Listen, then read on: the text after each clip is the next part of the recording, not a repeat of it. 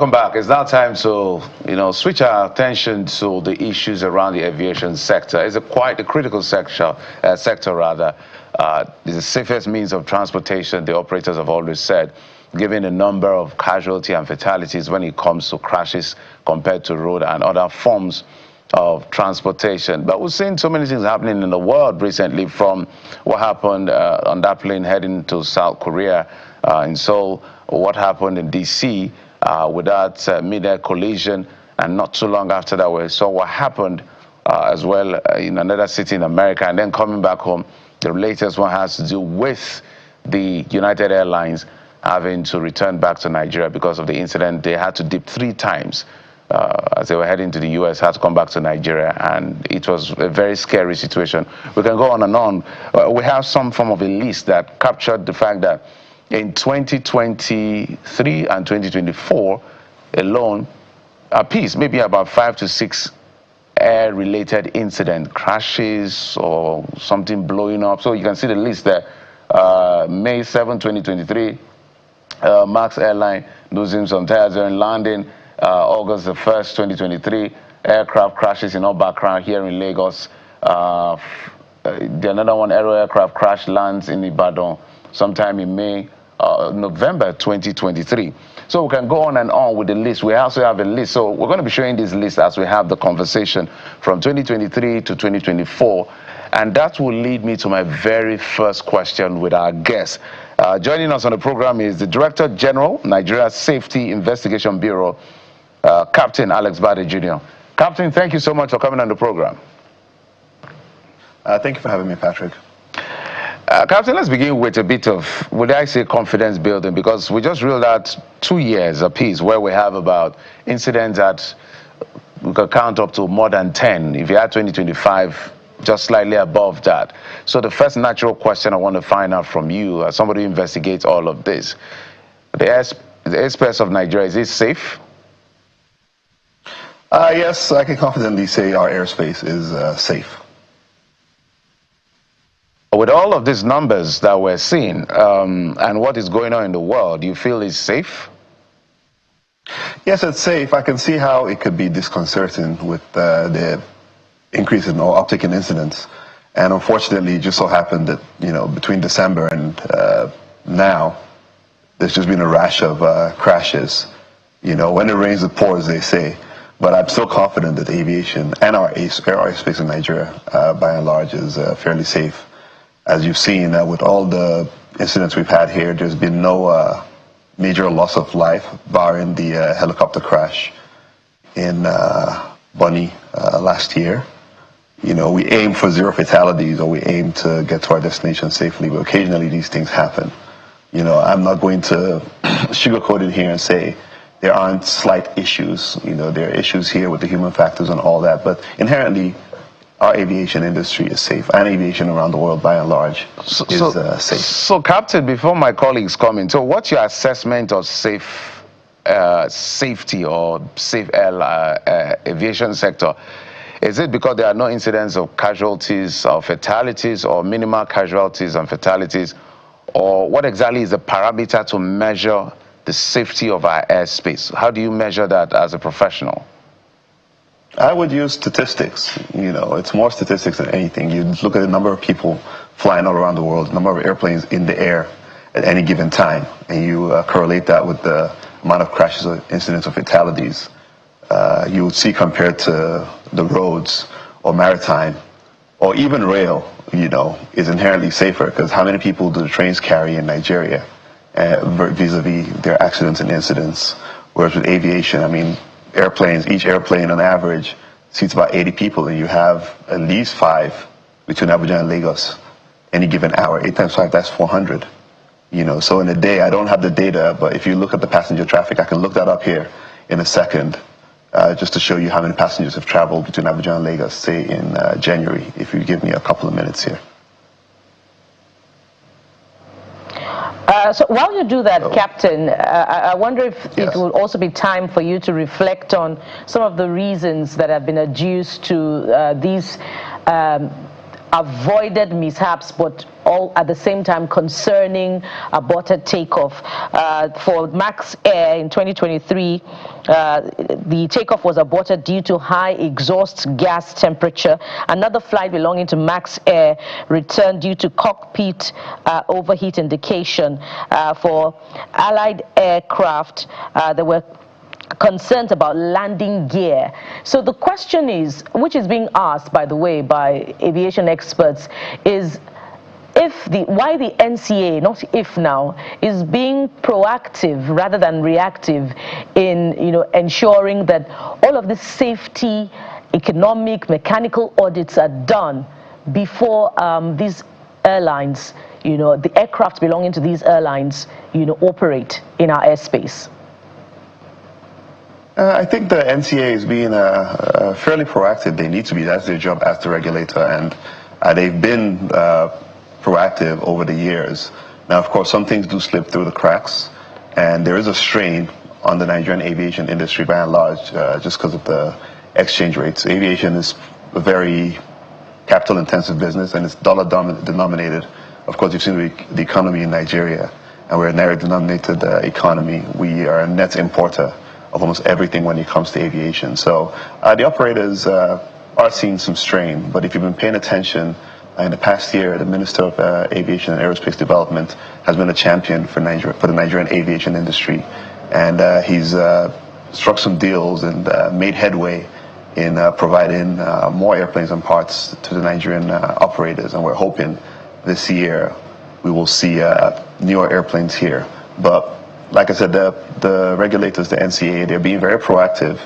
If you see what they did with Max Air, they did a safety stand down for Max Air for the next 3 months just to audit them and look deeper into their books. And we at the NSIB, we encourage that. We encourage them to look into more airlines just to make sure we don't see more incidents this year.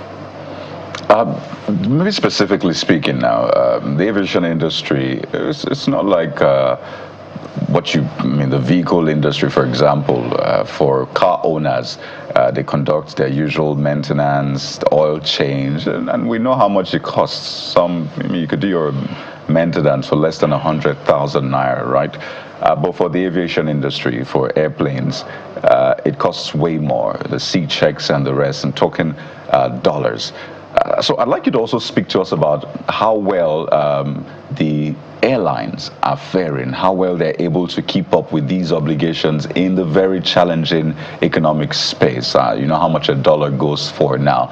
Because when some people hear tire burst, they're like, it's not my car. It's understandable if a car's tire burst, maybe there was some nail on the road, but this is the runway, one of the most secure places in the country. So maybe we can link that. How is it possible for a tire to burst? And then how well do we see airlines being able to cover these costs, these huge costs to ensure that they do their maintenance? Okay, well, I'll start from the last one. I'm not sure I can't speak to how the airlines can afford or how well they're keeping up with this. I do know everything gets passed on to the customer, i.e. passengers, me and you, hence the high fares here. So I think as you see the increase in fares, it's mostly to offset the cost of this maintenance obligations. Of course, mistakes do happen. We don't want them to happen, but we tend to see some mistakes. And I don't know if I should use the word lapses with the tire burst, as we go deeper into our investigation, we're looking at practices with certain airlines and how, they change their tires. Because, of course, changing a tire in an airplane is not just how you change a tire in a car. You take the whole wheel out and the hub, and you have to go do non-destructive testing and all that on the bolts. So we're looking deeper into these airlines to see if they adhere to those practices when it comes to changing their tires. But again, we've not had that many. If you look at our reports, most of our incidents are not necessarily tire bursts. With the recent MAX one, it was a nose gear collapse. If you look at the Allied one, where the whole right landing gear assembly fell off, we attributed it to other practices. If you read our preliminary report that was released a few days ago, it's a long chain of events, and typically with these issues, it's not just as simple as one thing. It starts sometimes months prior to the incident. You know, it's like Swiss cheese, and it lines up, and then, you know, one day, you know, you see the result, you know, i.e. tire bursting, or, you know, whole wheel flying off on the runway. Oh, let me rephrase my question. Is Nigeria able to, do we have the capacity in-house to conduct some of these checks? Do we have that capacity? Because when you think about it, if it's accessible, if we have the infrastructure here, then it might be easier to conduct, you know, these tests without having to think about the cost and all of the other issues. So do we have enough capacity in-house for maintenance, safety checks, and all of that? Unfortunately, I can't sit here and tell you we have enough capacity. We have some capacity, but if you notice, we do fly a lot of our airplanes out with certain checks. Of course, certain checks are being done in Nigeria, but there is a brain drain as well. You know, again, the pay. You know, most people go, they have families to feed, and, you know, bills to pay. So a lot of people I started flying with have left the country. A lot of maintenance people too have left the country to go fly, to go. Are you work saying that elsewhere, the JACBA, are you saying JACBA is also affecting the aviation industry? Oh yes, heavily. Seriously, about 80% of people I started flying with here in Nigeria have left the country. Okay. I left the country too, so. Well, you JACBA that. I re-JACBA'd back to Nigeria, so. So thank God you came back, and at least we have this now. JACBA is not just the health sector. The health sector seems to be the loudest. Now the captains and those in the aviation sector also affected. But I'm looking at the record of, say, Max Airline. Between 2023 and now, which is less than 2 years in terms of the incident, they've had 3 incidents. The one that has to do with skidding off the runway, the other has to do with tires either bursting or getting engulfed. So how many times does an airline have to record incident before action is taken, like they did with Max Air? For Max Air, it looks like it happened 3 times before something was done. So that's on one hand. On the other hand, from your assessment from SIB, you do the investigations, you give us the right report as to what played out eventually. So we believe what you say. What are the shortcomings in terms of the technical know-how of the people that manage our airplane in Nigeria? I don't know if I can speak to the shortcomings. Again, most of these things are human factors. Based on your discovery, your discovery will show the lapses apparently, or what somebody did wrong, whether it's a technical or human or mechanical error. Yes. Yeah, and typically if you read our recent reports, you know, we recommend to the Civil Aviation Authority to look deeper into certain practices there. So I think that speaks for itself, because I don't want to pontificate here and say, you know, what certain people's lapses are. That is the job of the NCAA per se. We just point out what happened. It's my job to point out what happened and try to guide the regulator to look deeper. It's the job of the regulator to now look deeper into those lapses. So I think that's a better question for my counterparts at the Nigerian Civil Aviation Authority. So based on some of your recommendations, I wonder if you're also fishing for some other issues other than the you know, shortcomings of you know, what they call human error in investigation. Are you also looking into the fact that all of the aircrafts that are associated with this incidents are Boeing, and internationally Boeing has had issues with you know, some of its orders? Even in 2024, there are reports that he didn't take delivery of over 387 of its orders. So are you making recommendations to that regard, that airline operators should look into the brand of aircrafts that they're purchasing for operations within Nigeria's airspace? No, we're not doing that. If you look at the Boeing issues, the recent issues are to do with the Boeing 787 deliveries, mostly, and some issues with the MAX. As far as I know, no operators in Nigeria operate the 787 or the Boeing 737 MAX. So it's not necessarily an issue with the Boeing. Like I said, there's a strain on the airlines just because of the cost of, you know, getting these parts. And ever since COVID, you know, the supply chain around the world has been disrupted as well. So we've been looking into that, and of course we're encouraging them, you know, to try to source more parts and, you know, have more parts readily available. So whenever, you know, incidents like this happen, they have parts ready to swap immediately. So it's not necessarily to do with the airplane. It's a long chain of events. Like I said, supply chain, and just expertise in the country. The brain drain. Mention brain drain. So that may be a focus next time we bring you on how to manage all of that, because it's a critical sector. But thank you so much, Captain Alex Badeh.Jr., Director General. And if you don't mind, I did say I'll get back at you with data for the past month. And I have top airline Airpeace here who flew 38,983 passengers here in the past 7 days, actually. And next was A-Bomb Air, 10,200, Aero, 7,300, Arik, 6,600. So, you see it's a large number.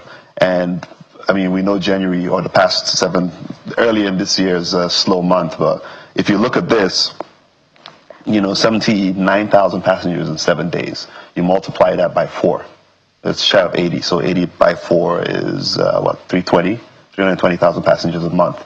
And it peaks, it ebbs and flows. So you'll see that aviation is inherently safe, just with the amount of passengers flown compared to maritime or cars.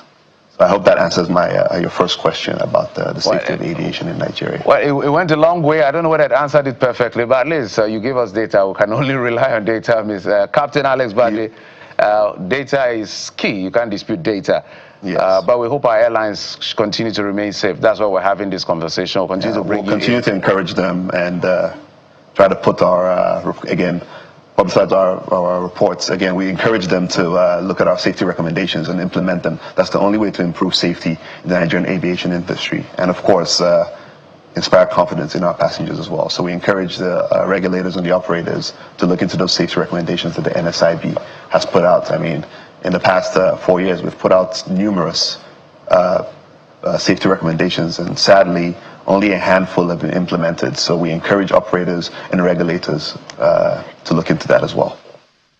Thank you so much, Captain Alex Badeh Jr., Director General, Nigeria Safety Investigation Bureau. Thank you for your time. We appreciate it. Thank you, Patrick. And we'll take a quick break. When we come back, it's going to be time for us to talk about food security. What is going on with that? Because food is a fundamental right for all of us. Join us again.